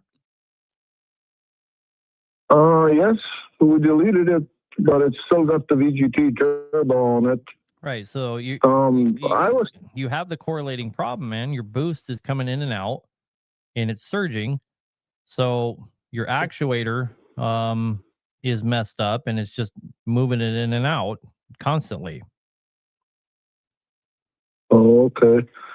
That sounds like pretty good answer. And one more question: what do you think of those X15s going to a single stage turbo when you delete them? I mean, we're like, I'm getting 72 on a turbo that's what should I got about 7 trucks that are not deleted. I got about 7 trucks that are deleted, and the deleted trucks on the same rounder with a single stage turbo are getting about 70 to 90 liters less in fuel than the other ones. Right. That have got the. But we need to look at why that is, right? So let's kind of pick this apart a little bit. So first of all, to answer the first thing, go into the non-VGT turbo. Obviously, the huge drawback of that is you lose your third stage Jake, right? If you put the correct camshaft in it, you get a lot of those Jakes back. Not all of it, but you get a lot of it back. So if you're gonna go to like a S400 turbo, I highly recommend doing that camshaft as well. Yeah. Our guys can help you figure out which one. Which I have done on every one of them. Oh, okay, perfect. So, long story short, let's look at Why are we getting such better fuel mileage on these deleted trucks? Is it because we deleted them, or is it because we haul B trains and when we deleted them, we turned them up? And I can almost guarantee it's the latter, not the former. Right? We turned them up and now we're getting better fuel mileage. Have we reduced the longevity of the engine? Yes. Are we getting better fuel mileage? Yes. And let me give you kind of an example. I've used this example a million times, but it rings more true for what you're doing than anyone I've ever heard. If you were running these trucks down in Savannah, pulling 20,000-pound containers out of the port, and you took those trucks down there, they would get horrible fuel mileage compared to like some little M11, C12, something like that with 320 horsepower jerking those containers out of the port. If that little C12, C13, whatever, tried to come up and pull that B train with you, they'd use 20 freaking gallons trying to make it up the first hill. Right? Where so the higher when you're doing big dick work like that, and you start putting more horsepower to them, your fuel mileage goes through the roof. My brothers, that's how they always justified. I said earlier in the show, my brothers would crank their ISXs 700 plus horsepower, and they'd blow them up at 100,000 miles, and they did not give a shit. And they always justified it because they would see such better fuel mileage hauling those heavy loads up those steep grades. When they would turn them up, that they justify it pays for what, pays for the anguish of the overhaul. So I don't think you're getting totally understand that. I don't think you're getting better fuel mileage because you deleted them, because there's hundreds of counter examples to that says that a non-deleted ISX will get great fuel mileage as well. It's because you're turning them up hauling B trains. Oh, okay. Yeah, it's just, man, when you got 7 trucks running at 180 or $200 a day at 30 days a month, that's a lot of freaking money. I understand. That's what I understand that, but the odds of you getting into those before the ones that you didn't delete are way higher. And I think you probably. So, have you ever seen an ISX? Like, do you think it's normal for an ISX or a X15, which going out like pulling these super bays, not deleted, going out at 800,000 miles? Or no, sorry, 800,000 kilometers. Well, let me kind of put it into perspective, okay? Because you're in a different category, because you're hauling heavy and you're hauling in Canada, which I'm guessing that you pull more hills than the average flatlander, right? Yeah. So on the Alaska Haul Road, which you're pulling up to 18% grades all the way there, all the way back, and the legal loads start out at 96,000. So you're going to go out heavy every time. You're going to be pulling your guts out every time. I decided to go strictly with cat engines because the longevity of a cat on the Alaska Haul Road was right around 600,000, between 500,000 and 600,000. And the commons up there were only getting somewhere between around 400,000. So I thought, well, I can get a whole another 100,000 out of these if I'm running a cat. But I want you to think about that. The Alaska Haul Road, the lifespan for an ISX is about 400,000 before it needs to be overhauled. So you can't measure what you're doing to anybody else out there because it's not apples to apples. So if you're getting 800,000 kilometers out of an ISX that's pulling its guts out, and you're just wearing the damn thing out, yeah, you're doing good, man. You're doing pretty good, actually. Oh, okay. Yeah, I've always respected you. I keep watching your shows and stuff, and the only answer I got for you for guys being rude is just jealousy. So I guess don't worry about it. I don't worry about it. It should be kind of obvious at this point, man. Fuck them. And I got an X15 I'm going to be bringing down. I've got it sitting in the motor rack here, so one of these days I hope to come and meet you guys. Yeah, for sure, man. You don't have to bring us something to come on by, but just to let you know, we have figured Canada out, man. We get stuff in there nonstop, and we have dealers there. Okay. Oh, you do? You bet. Where would a guy go? Like, who do you recommend up here? I'm just in Alberta, in the little Texas of Canada. I know we got 3 of your provinces covered with dealers. I'm not sure. Oh, I'm not sure which. Well, I'll get back to you. I'll get back to you on. I'll phone you guys, and because I've got an X15 sitting ready to go to get rebuilt. Yes, sir. Yeah, just call the call center, man. They can tell you who we're dealing with up there and all that. We've figured out how to get stuff across, and not let the tariffs eat us alive and all that. Hey, thank you very much. I appreciate your time. All right, brother. Good luck, man. Yeah. Bye. Yeah, the Australians and the Canadians, the Canadians are hauling the B trains and the Aussies are hauling their road trains. Australia may be a lot flatter than a lot of places here, but they pull the guts out of them, and like Paul's saying there that the ISXs only go 250,000 kilometers. But, the thing you got to realize is if you're getting paid for it, it's kind of like running the Alaska Haul Road. If your engine expected life is only 400,000, that's the known life of it. You just have to be working the kind of freight that pays you for that kind of lifespan. So I'm sure guys that are hauling B trains and road trains are getting paid accordingly.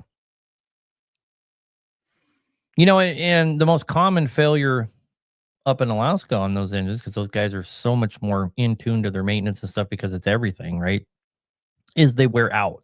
And when I say the lifespan's 400,000 on ISX, it's because the liners are done. There's no crosshatch left. You're burning 2 gallons to make the trip, 3 gallons, 500 miles. You're burning 3 gallons of oil because the liners were done. That's what I mean by the engine. The cat's done at 600,000. It's burning a couple gallons of oil trying to do the 500 miles there because there's nothing left in the liner. You open it up and you look in the liner and it just looks like glass, as smooth as a baby's butt.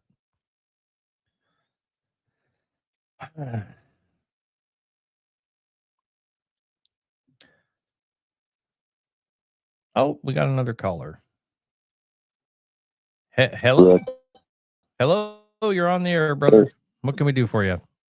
Hey, what's going on? What's going on, man? Hey, I got a Kenworth that came with a Cummins. We swapped it to a cat, and about 3 years ago, I guess now.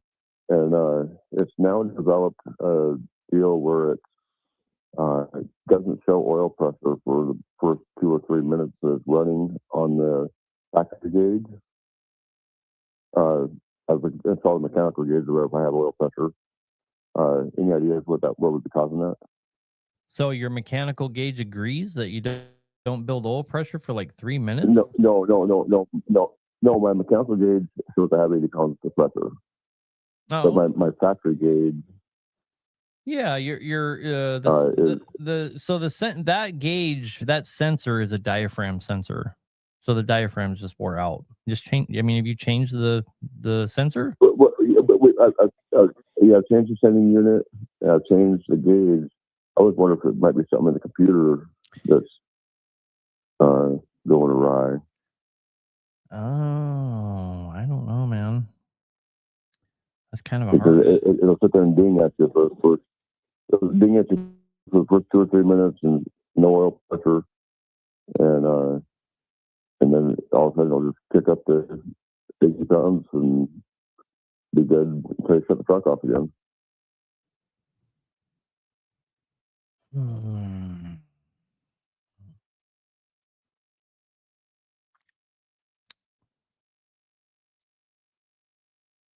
I don't know. That's kind of a tough one. I mean, I'm seeing suggestions in the comment section. It's been wicked, which means it's full of oil, wiring, yada yada. but it's weird that it will snap out of it in a certain amount of time. And it's always about the same amount of time, about 3 minutes. Right. Shake the OEM harness wiring. Every time you start it. I agree you should shake the wiring around and see if it snaps out of it. I do agree with that. It most likely won't. Okay. But I would shake the wiring around that related to it, especially going up into the truck and see if if there's somebody else watching, see if you see anything at all. But just because of the nature of what you're talking about, like Glenn's saying here, it's possible it's the 5-volt driver failing in the ECM. It's more likely because it's consistently. That's what I was thinking. Yeah, it's most likely an ECM problem. Yeah, that's what I was thinking. All right, I appreciate it, man. All right, brother. All right, brother. Bye. All right, guys, that's it for the callers. We do have enough time if somebody wants to throw a call in, I'll go ahead and take it. We got 9 minutes left.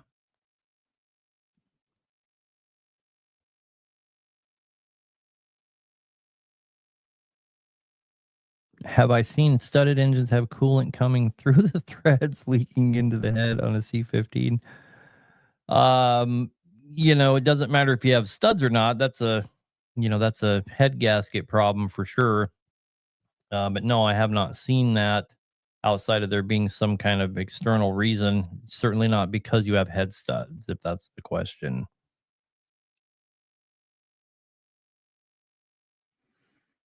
Oh, we did get a caller. I just wasn't paying attention. So, all right, guys, we'll unless it's really quick, we'll call this our last caller, calling about a PACCAR. Garrett, what can we do for you?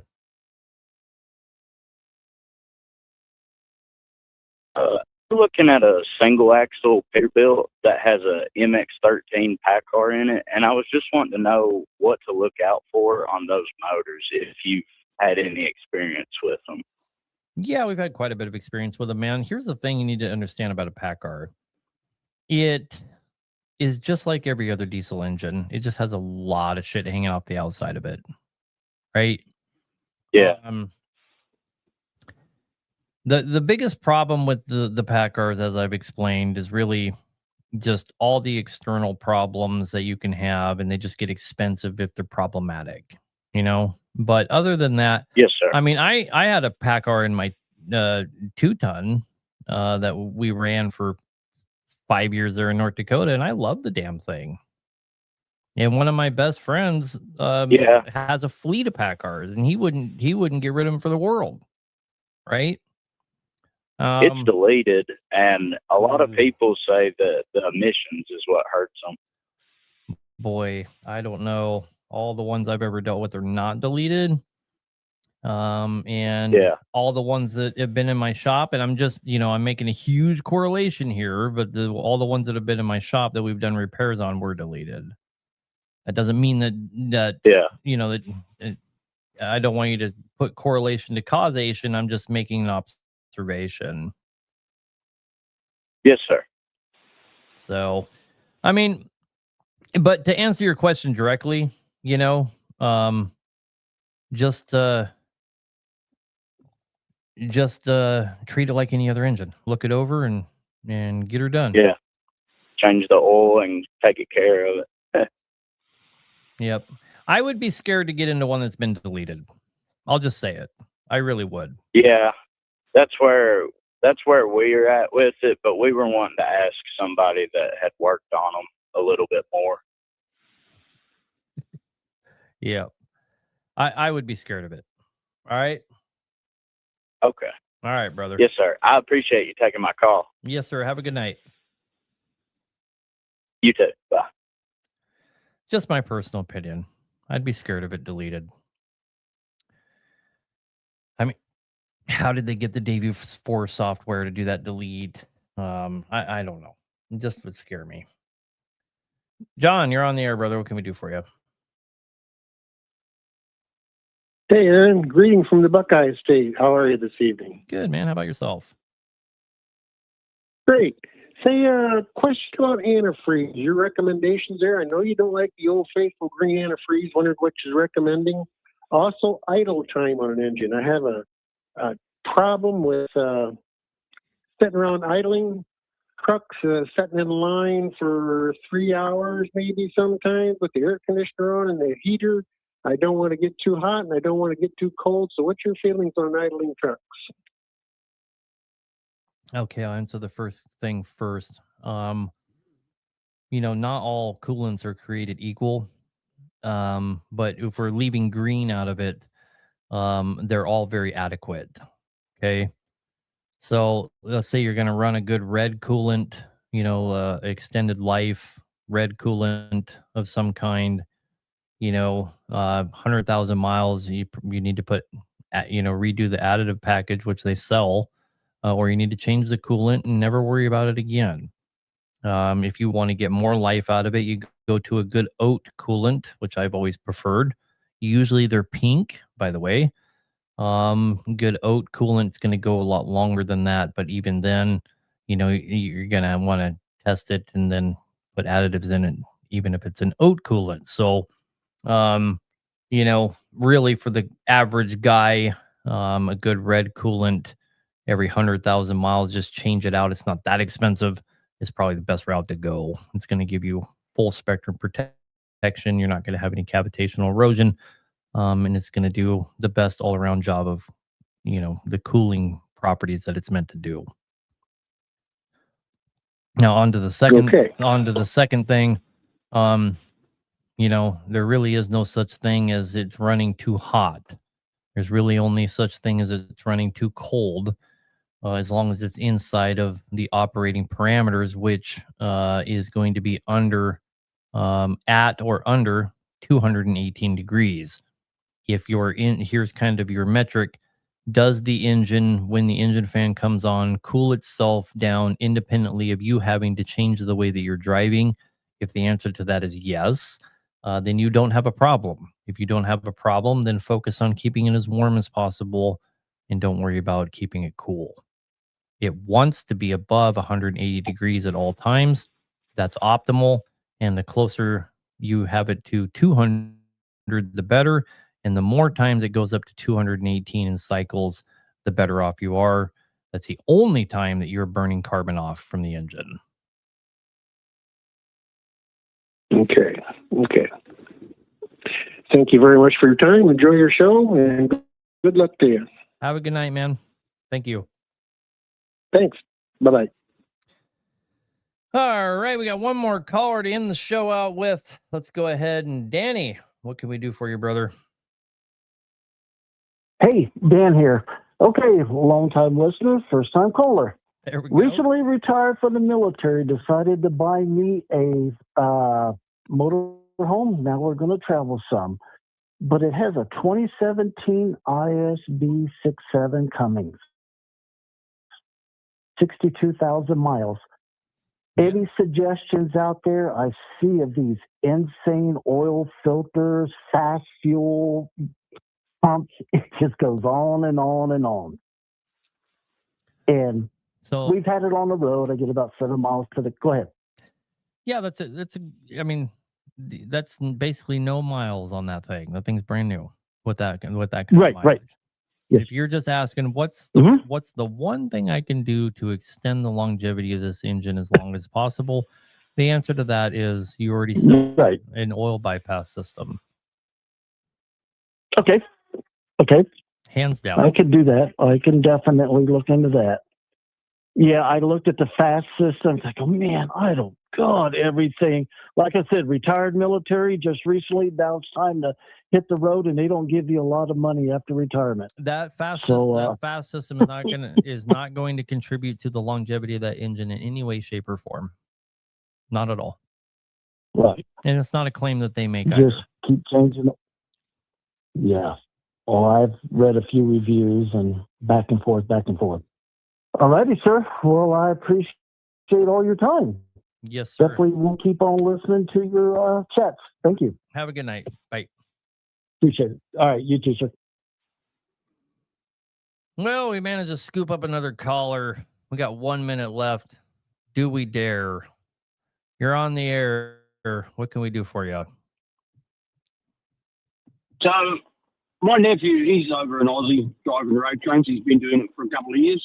Yep. He's coming over here for vacation. He gets here next week. So, he's here for a couple of weeks. I might get him to call in and you can shoot the shit about road trains for a few minutes. Yeah, sounds like a plan, man.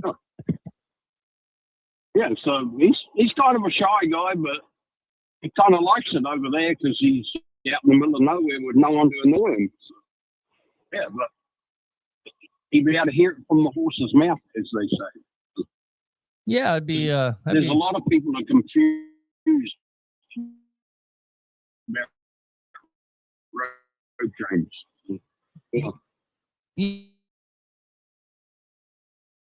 Yeah, it would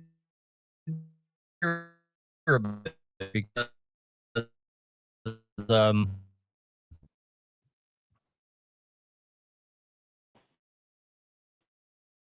driving a Kenworth, I think it's a T908, and he just got it does cattle livestock. He just got a new set of trailers, triple trailers. So his empty weight is about 112,000 pounds empty on 16 axles. So yep, he gets up there. He's up around the 300,000 pounds when he's loaded. Yep. So he dragged 300,000 pounds around for 250,000 miles, or 400,000 kilometers. That Cummins can be wore out. So, and a lot of it's in the dust as well, the dirt roads. So there's a lot of things you got to account for. Take the dust out of it. Take the dust out of it. You're still going to wear it out. Just the way it works. Yeah, exactly. Yeah. So, and he has fuel tanks on the trailers as well. Yep. He holds 9,000 pounds worth of fuel between the truck and the trailer. So. Yeah, I don't doubt it. I never owned a truck that didn't hold at least 400 gallons, and most of them held more. So I understand where you're coming from. At least, I think he's 650 US gallons on it. Yep. So about that anyway. So yeah. Okay, I'll have him call in the next couple of weeks. So. All right, brother. Look forward to it. Have a good night, man. Okay, thanks. Yep. Bye. You know, one of Dave's sons from Dave's Auto actually reached out to me and asked me if I was interested in having him on the show. And I kind of spaced it. He hit me up over the weekend. I said, yeah, man, of course. And then I spaced it out, and I didn't think about it till right when I was getting ready to come on the show. I was like, man, I did not reach back out to him. So we'll have to make sure we get a hold of him and see if he still wants to come on the show. Kind of odd that he reached out to me. Of course, we'd have one of Dave's kids on here. It'd be an interesting show for sure. At first I didn't think it was him. It's like, well, I'm going to need a little bit more proof because I get contacted by people all the time that pretend to be somebody that they're not. Happens actually all the time to me, if you can believe that. But I was like, I went over to his Facebook and sent him a Facebook Messenger. And he's like, oh, you just messaged me on Messenger. I was like, yeah, because he was hitting me up on TikTok. Like, yeah, it's him. Yeah, I think it might be a good show. I'll have one of our media guys reach out to him. Why does Ruben call me? Why does Ruben call me the bald motorcyclist or whatever he calls me? He's talking about Ruben on TikTok there. He's a very famous Hispanic mechanic. He calls me that because I call him, I comment on his videos to say he's my favorite sandwich because I love Reuben sandwiches. I just like to tease him. But anyhow. Anyway, all right, guys, we'll go ahead and shut down the call line here. So nobody calls in. Do appreciate everybody that did call.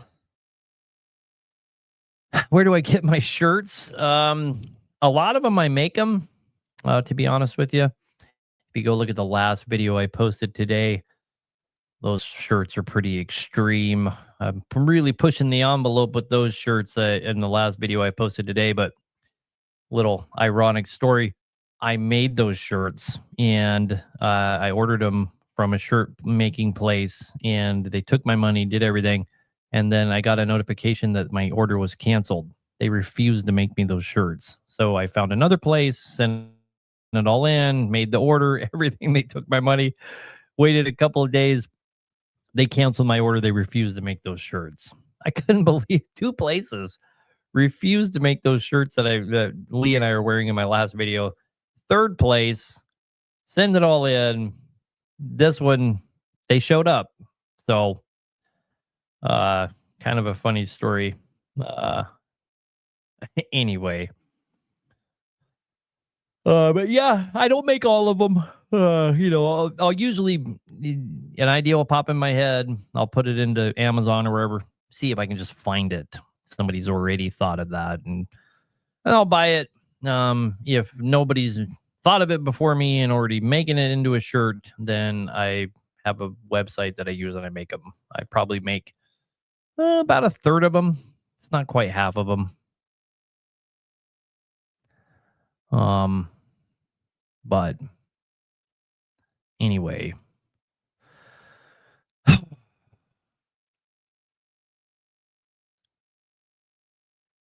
Any ideas on the PDI turbos blowing? If you guys pay attention, if you guys go look at people's social media, I know I get a little bit of hate, but the hate in proportion to the non-hate, and most of the hate comes from people that never had any experience with us at all. They just don't like us, jealousy or whatever. Then you go look at PDI or, I saw a video that ATL just recently did. It has 100 comments and 99 of them are people saying you don't honor your warranty.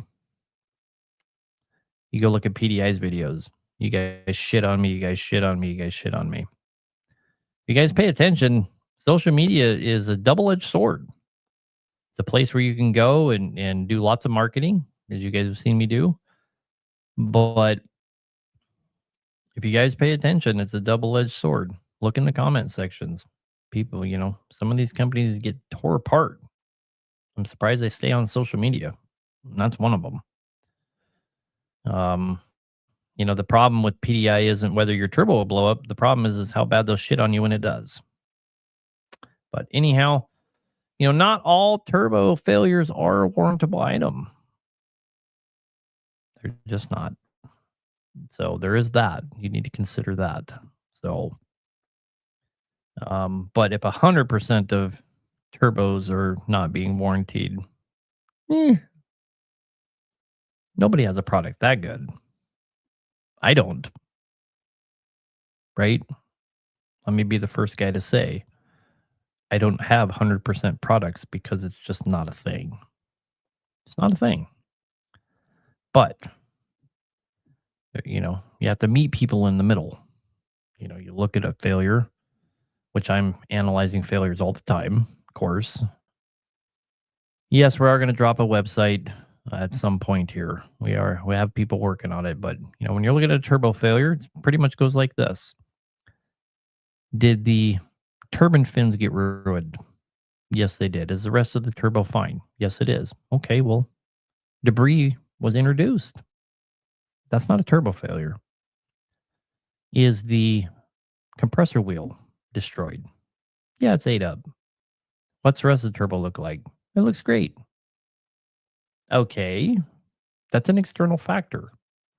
It was introduced. You shouldn't ask the manufacturer to warranty that. That's totally outside of the scope of their part failing. Did our cartridge come apart in the fucking turbo grenaded?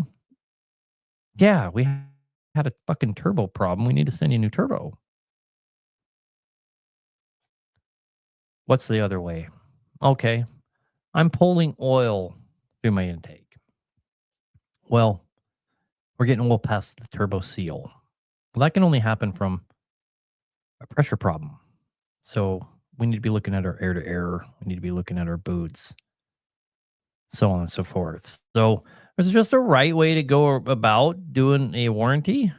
Um, and we have the huge advantage of been there, done that, and when we have problems, we just take care of people. You're not going to go through our social media and see people, oh, they shit on me. Oh, they shit on me.